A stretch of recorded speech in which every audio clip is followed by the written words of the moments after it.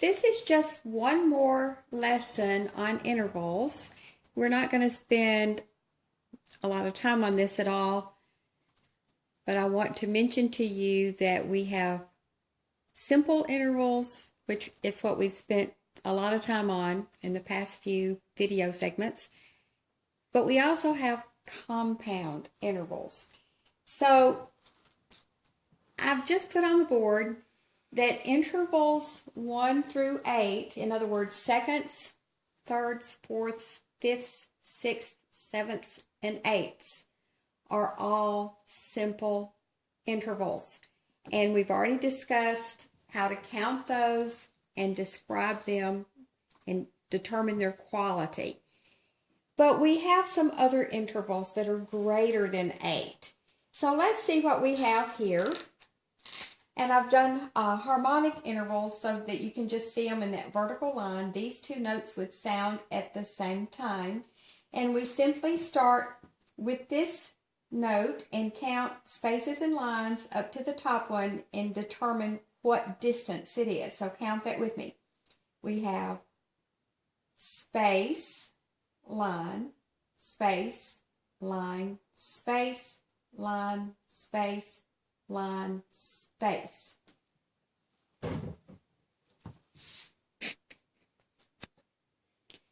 What did you come up with? Ninth. That's correct. We're just going to count them and then we'll talk about them. All right, do this one with me. 1, 2, 3, 4, 5, 6, 7, 8, 9, 10. And I just pointed to the space in the line and counted straight up. So this one's a 10th. All right, let's do this one. And I'm going to point to the space, then the line, and we're going to count by numbers. 1, 2, 3, 4, 5, 6, 7, 8, 9, 10, 11. Let's do this one. 1, 2, 3, 4, 5, 6, 7, 8, 9, 10, 11, 12. So this is a 12.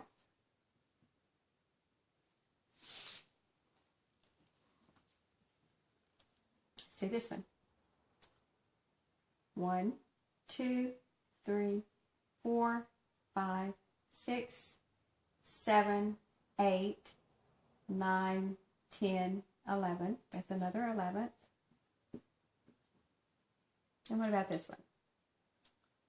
1, 2, 3, 4, 5, 6, 7, 8, 9, 10, 11, 12. I want to change it to this one.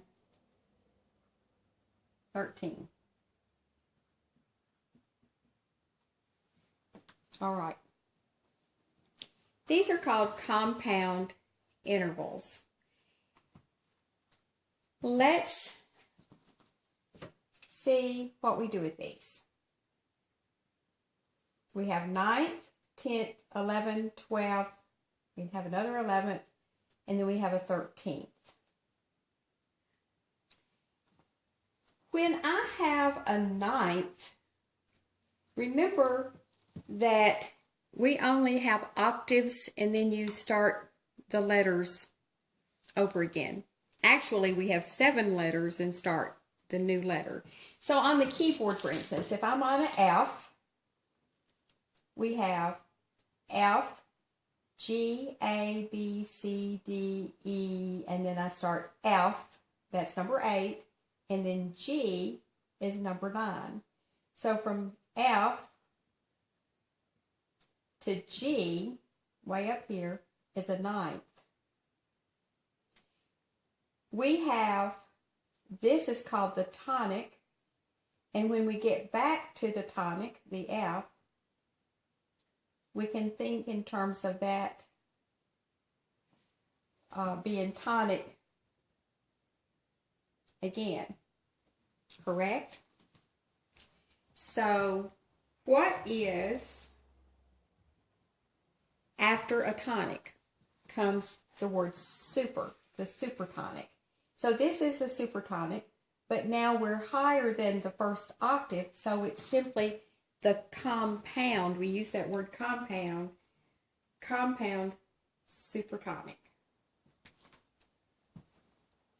So over here we simply call F to this G the supertonic, the second. But if I'm talking about the ninth, it's the compound supertonic. Well, my question is, what is the description of this interval? It's a second, and it is a major second.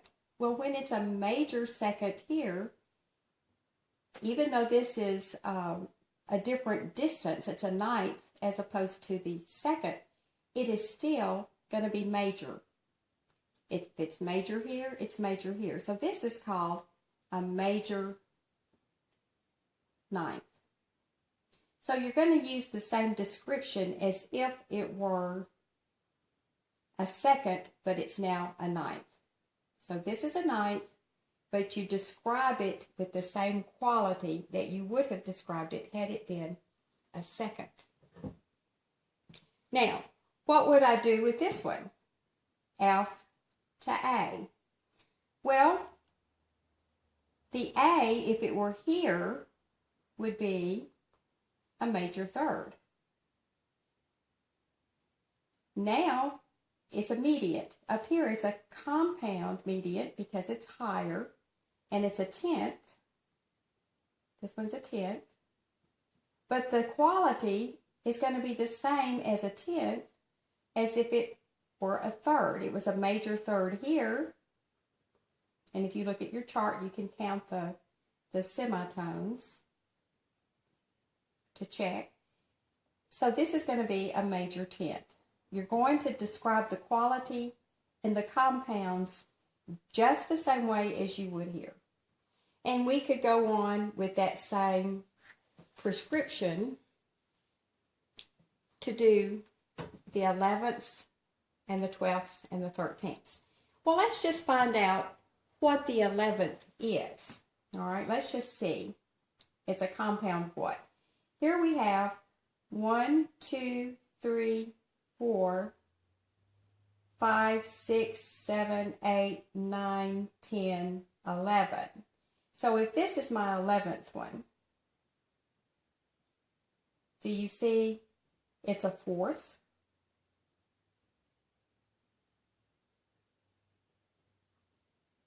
Except it's a compound subdominant. Do you see that? So if it's a fourth here and it's an 11th up here, you treat it like the fourth and determine what the quality is. All right. Now I know we actually changed notes. I showed it to you on the key of F. This is really what key? The key of G. Well, here's a 13th on an F.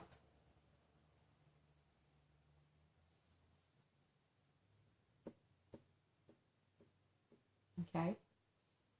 Let's look at this one, the 13th. So we have F, 1, 2, 3, 4, 5, 6, 7, 8, 9, 10, 11, 12, 13. Here's my 13th. What is it down here? The D. It's a sixth.